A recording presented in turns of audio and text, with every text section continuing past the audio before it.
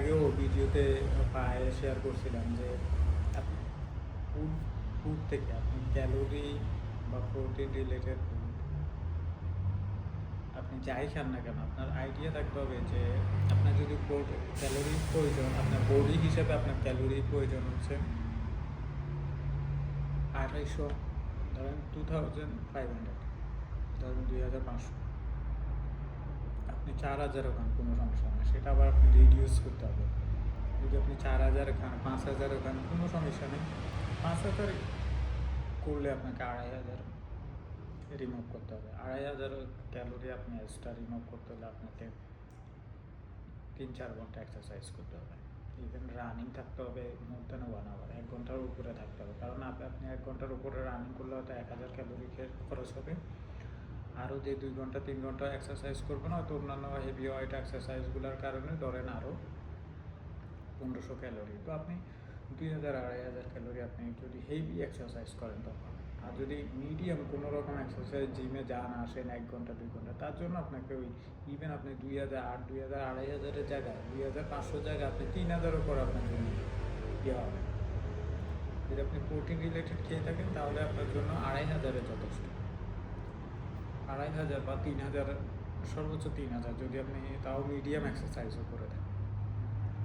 তো যাই হোক, এগুলোর মধ্যে ফোকাস দিতে হবে। এখন আপনি ক্যালোরি যদি, যেমন কি আমি খেয়েছি, আমি 4000 ক্যালোরি, 4500 ক্যালোরি খেয়েছি, কারণ আমি কার্ডিও করতাম। আমি 1 ঘন্টার উপরে রানিং অথবা আপনার ওই যে স্টেয়ার্স এগুলো করতাম। তা আমার ওইগুলোর কারণে আমার চলে যায়। আর এরপর আমি মাঝে মাঝে 2 বেলা 3 বেলাও জেনে গেছি, বা এক্সারসাইজে থাকতাম সবসময়, বাসায় থাকলেও এক্সারসাইজে থাকতাম। তো সব কিছু মিলিয়ে এই এক্সারসাইজ এগুলোর কারণে যাই আমি ক্যালোরি বেশি খাওয়ার পর আমার এটা এফেক্ট করেনি, মানে বডিতে এফেক্ট করেনি। আসলে ক্যালোরি বেশি খেলে আপনার পেট বড় হয়ে যায় বা, তো যাই হোক, এগুলোর মধ্যে ফোকাস দিতে হবে। আর হচ্ছে যে, আর এইসব খাবারে আপনি মেনটেন কখন করতে পারবেন, আপনি এগুলো regular basis time to time আপনি করতে পারবেন কখন, যখন আপনি আপনার মর্নিং রুটিনটা স্ট্রং।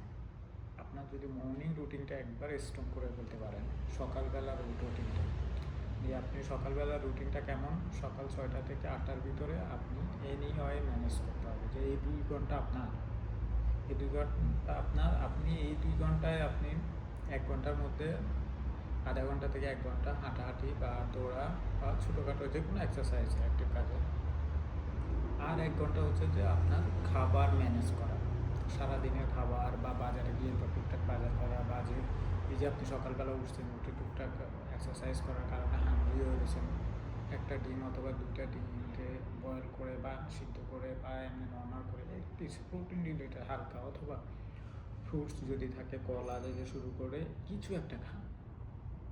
এই যে সকালবেলা আপনি প্রথমে 1 ঘন্টা গেল আপনার, আধা ঘন্টা 1 ঘন্টা গেল আপনার হাঁটাহাঁটি বা দৌড়াদৌড়ি, ছোটোখাটো এক্সারসাইজ।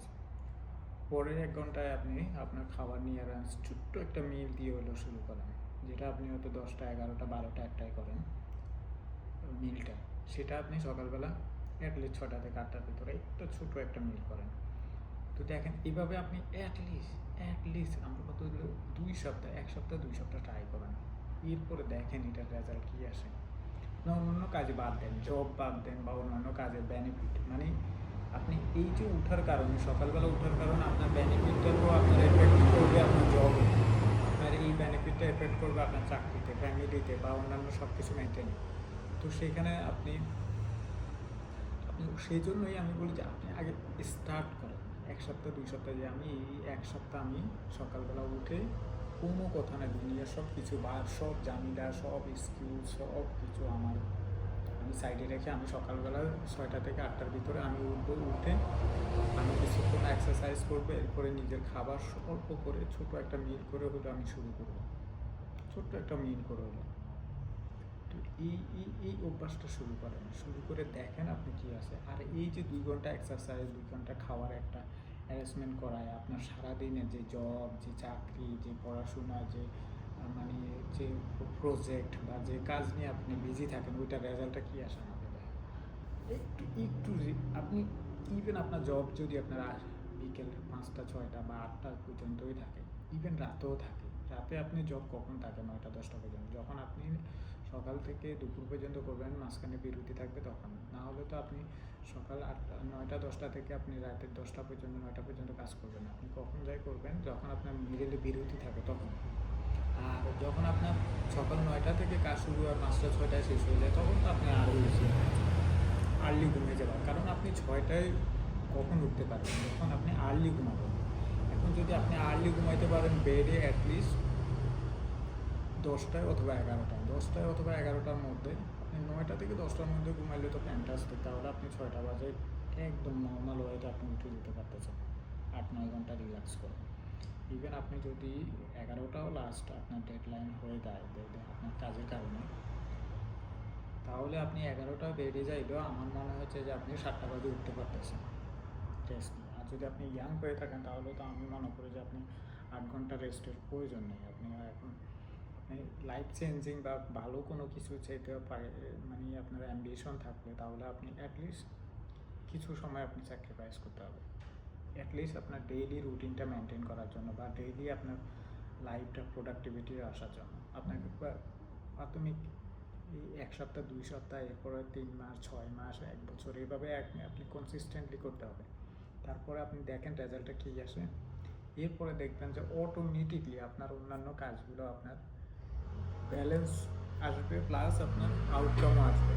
আর একটা জিনিস এখানে অ্যাড হইতে পারে যে আপনি প্রেজেন্ট যে কাজটা নিয়ে আসেন, এটার পাশাপাশি আপনি দেখবেন অন্য জব, অন্য কিছু থিঙ্কিং বা এটাকে আরও প্রোগ্রেস করার অনেক আইডিয়া পাবেন, যেটা নিয়ে এখন খুবই আপনি স্ট্রাগলিং করতেছেন, খুবই মানে আনহ্যাপি, আপনি সুখী না, আপনার হচ্ছেই না এই কাজ। তো আপনি এই এই এই এই স্টেট থেকে বের হওয়ার জন্য আমার মনে হয় যে এখন আপনার উচিত যে এখন থেকে মানে আপনার যদি সকালবেলা আপনি 6টা থেকে 8টার ভিতরে আপনি এক্সারসাইজ আর সামান্য খাওয়ার ম্যানেজ করা, এটা আপনার জন্য কঠিন হইতে পারে। আমি এটার জন্য আপনি কোনো এক্সকিউজ দিতে পারবেন না, কোনো এক্সকিউজ যে আমার এই সমস্যা এই সমস্যা এই সমস্যা।